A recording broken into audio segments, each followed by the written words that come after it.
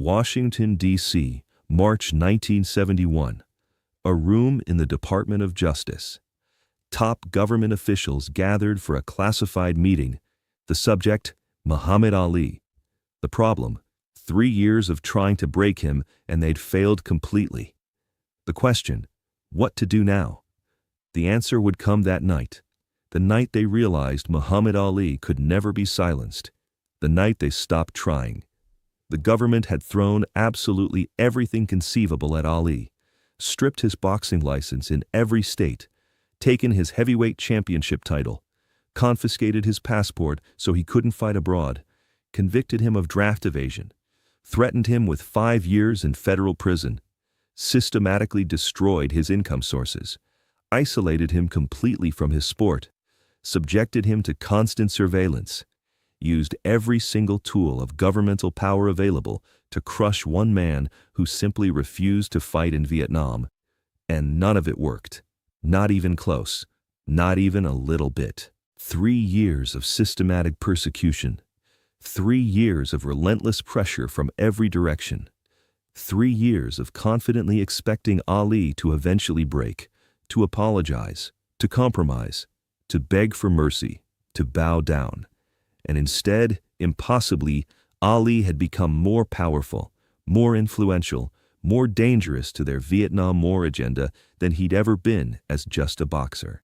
They'd tried desperately to silence him and accidentally given him the biggest megaphone in America. Every attempt to diminish him amplified his voice instead. The classified meeting started with a brutally honest review.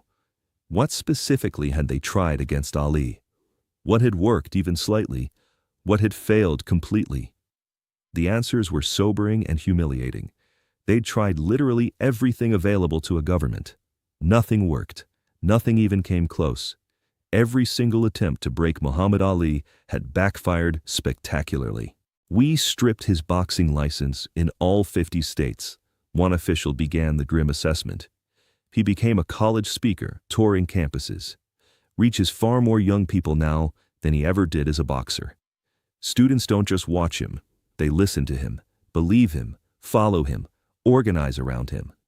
We tried to take away his platform and he built a dramatically bigger one. We created exactly what we feared. Another official continued the painful catalog of failures. We took his championship belt, made him a living symbol of government persecution.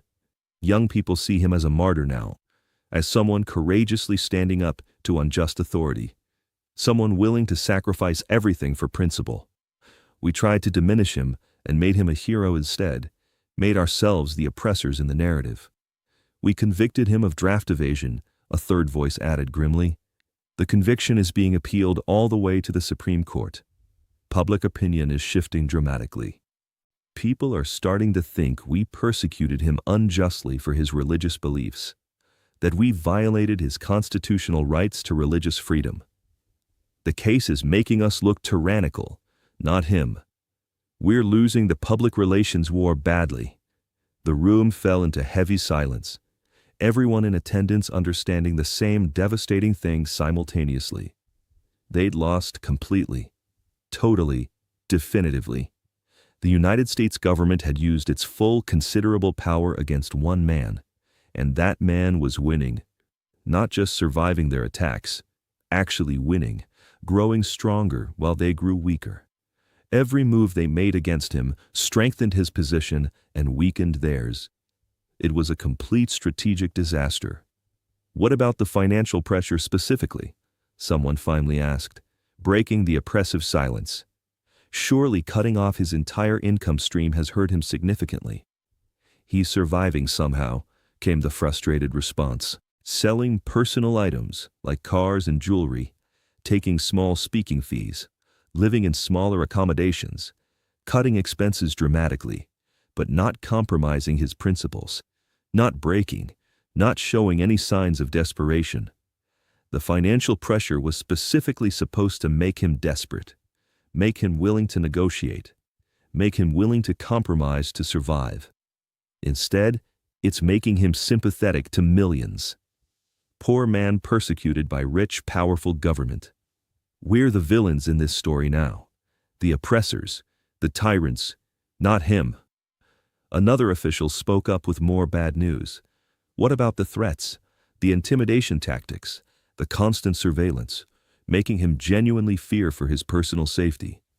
Death threats made him more publicly defiant, not less. Intimidation made him braver. Surveillance made him careful, but not compliant. Everything we do to pressure him makes him stronger somehow. It's like pushing hard on a spring. The harder we push, the harder he pushes back. The more we attack, the more determined he becomes. We fundamentally can't win this way. The strategy is completely counterproductive. The meeting continued for hours past midnight. Every strategy meticulously reviewed, every tactic carefully examined, every failure painfully analyzed.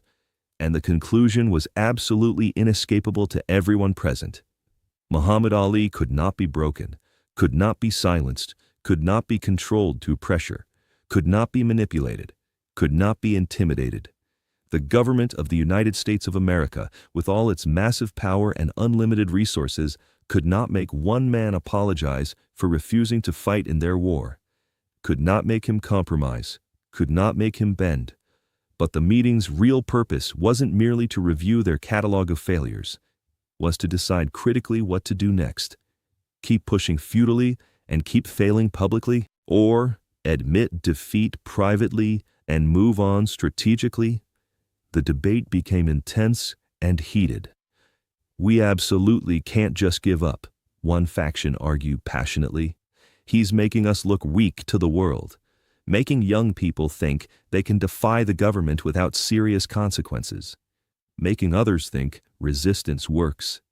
We need to keep the pressure on intensely, show that defiance has real costs, show that we don't back down. Eventually he'll break. Everyone breaks under enough pressure. It's just a matter of time and commitment. He's not going to break, the opposition countered forcefully. 3 years of maximum pressure, and he hasn't budged, not an inch, not a centimeter, not 1 millimeter. He's willing to go to federal prison, willing to lose absolutely everything, willing to sacrifice his entire career, willing to be destroyed rather than compromise. You fundamentally can't break someone like that with external pressure. The only thing continued pressure does is prove his point about tyrannical government. Makes him more sympathetic, makes us look more tyrannical, makes the situation worse for us. What about the Supreme Court case specifically? Someone asked with obvious concern. What if we lose that? What's our strategic position then? The room got noticeably quieter. That was the real problem everyone was avoiding. A fundamental issue. The case was going to the Supreme Court. And if the Supreme Court ruled in Ali's favor decisively, the government wouldn't just look defeated, would look fundamentally wrong, would look like they deliberately persecuted an innocent man for his sincerely held religious beliefs, would validate everything Ali had been saying publicly for 3 years, would prove the government had violated his constitutional rights, would make them the villains in American history. We need to seriously consider our options if the court rules against us, a senior official said carefully. What's our official position going to be? Do we double down and look for other ways to punish him? Do we appeal further? Do we find procedural ways to continue the fight? Or do we accept the ruling gracefully and move on completely? If we lose in the Supreme Court, we've lost definitively, someone said with brutal honesty. Continuing to go after him after that makes us look petty, makes us look vindictive, makes us look obsessed, makes us look like we're persecuting him specifically for exercising his constitutional rights. We'll be the bad guys in every history book. He'll be the victim, the martyr, the hero who stood up to tyrannical government. We lose either way strategically. Then one official asked the question absolutely nobody wanted to face directly. What if we're already the bad guys? What if public opinion has already turned decisively? What if continuing to go after Ali is actually helping his cause and hurting ours? What if we're fighting a battle we've already lost and just making it worse? The room went completely silent because everyone knew the answer deep down. Public opinion had turned. The Vietnam War was increasingly unpopular across all demographics. Ali's stance was looking more prophetic than cowardly, more principled than treasonous, more courageous than criminal. And the government's systematic persecution of him was looking more tyrannical than justified, more vindictive than righteous. College students absolutely love him, one official admitted reluctantly. He's their hero now. They see him as courageously standing up to an unjust war, standing up to an oppressive government. Every time we pressure him publicly, they love him more. Every time we try to break him, he becomes more popular with young people. We're creating the exact opposite effect of what we wanted. We're making him into exactly what we feared. It's not just students anymore, another added grimly. Civil rights leaders support him strongly. Religious leaders from multiple faiths support him. Even some military veterans are starting to support him publicly. Public opinion is shifting decisively. The longer we keep this up, the worse we look, the more tyrannical we appear, the more sympathetic he becomes. So what are you suggesting specifically? Someone asked challengingly. That we just give up completely? Let him win decisively? Show the world that the government can be defied without consequences? Set that precedent? I'm suggesting we cut our losses strategically, came the measured reply. We tried to break him. We failed completely. Continuing to try makes us look weak and vindictive. If the Supreme Court rules in his favor, we accept it gracefully and move on. We let him go back to boxing. We stop making him into a martyr. We stop giving him a platform. We let him fade back into just being a boxer. We end this losing battle.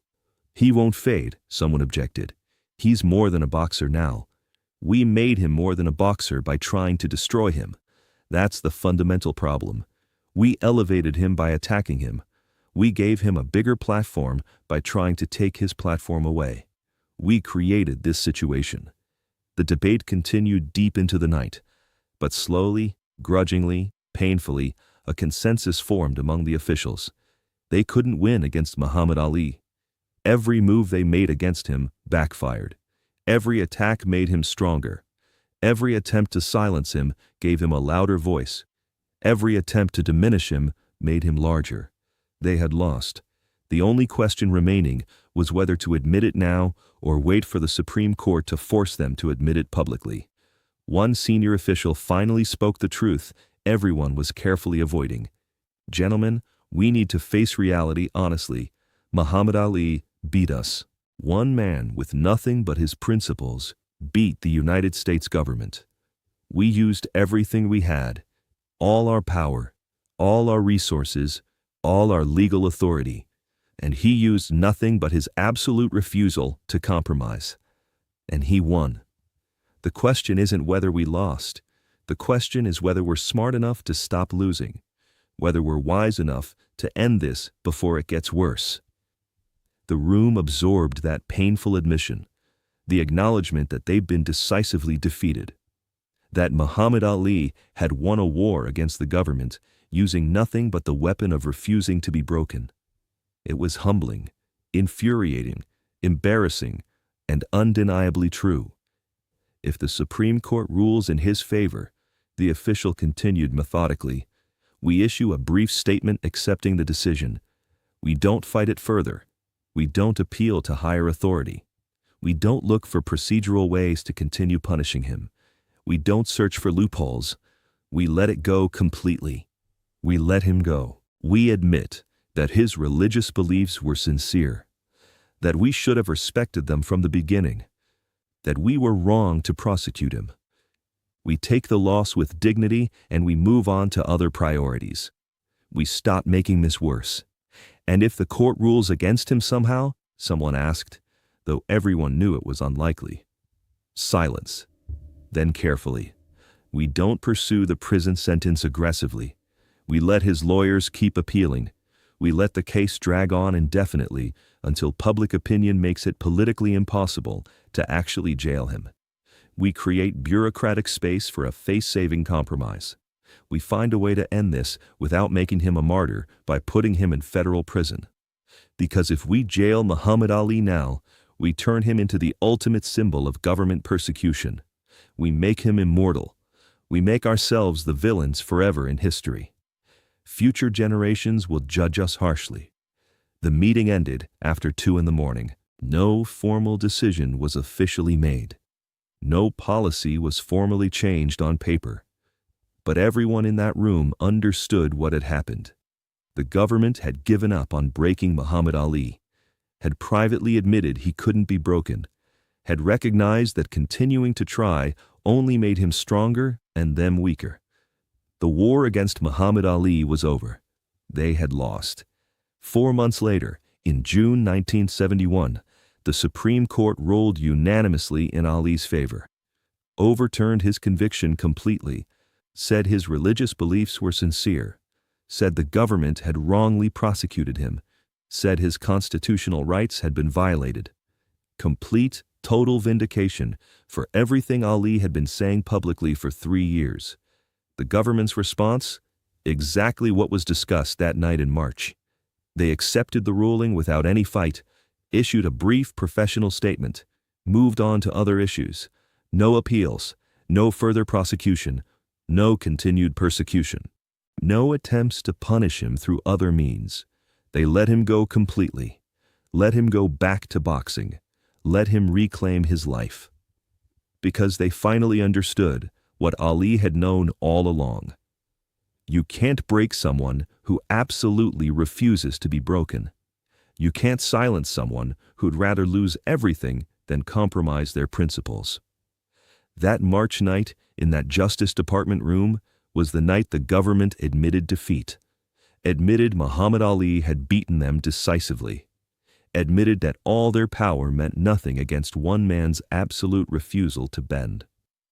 They never formally surrendered, never publicly admitted it in press conferences, but they stopped fighting, stopped trying to break him, stopped trying to silence him.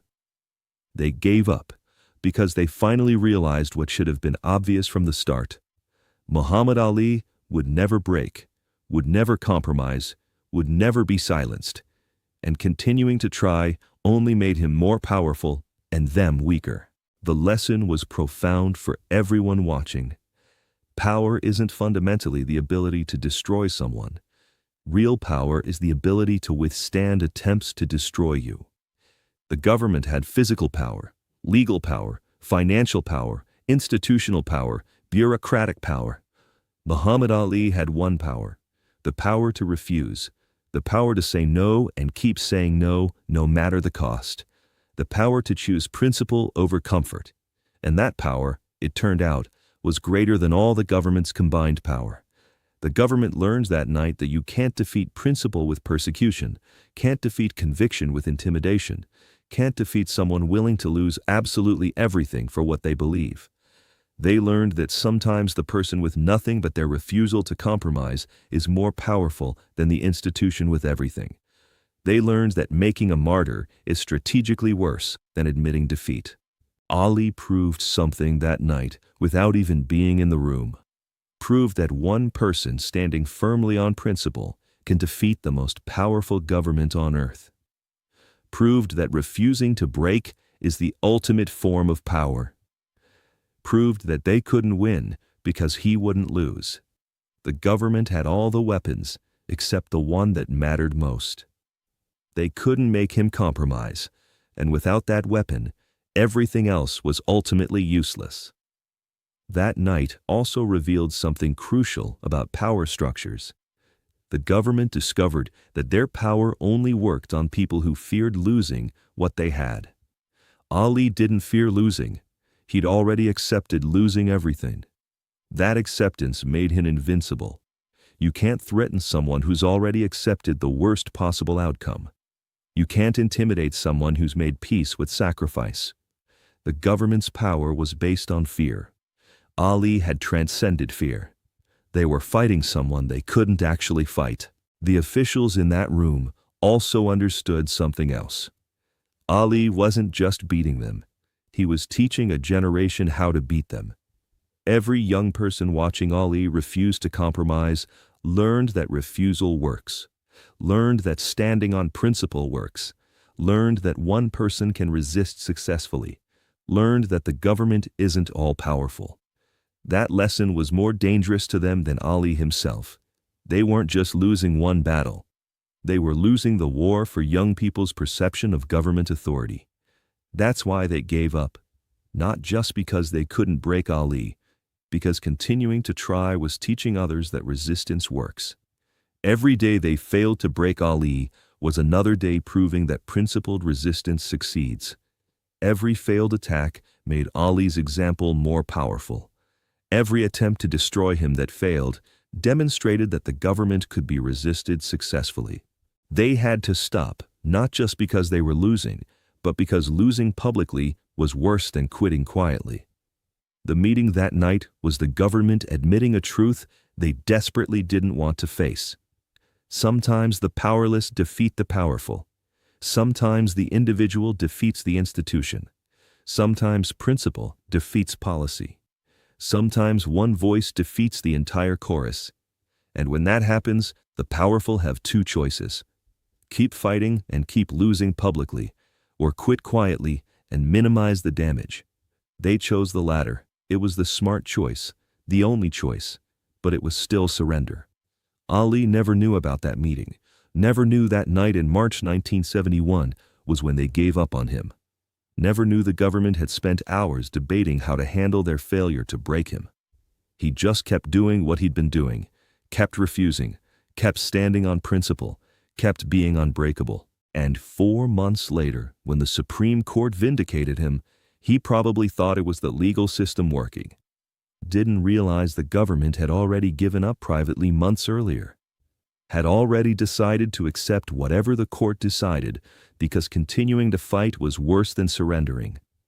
That's the power of not knowing when you've won. Ali kept fighting because he didn't know they'd given up. Kept refusing because he didn't know they'd stopped trying to make him compromise.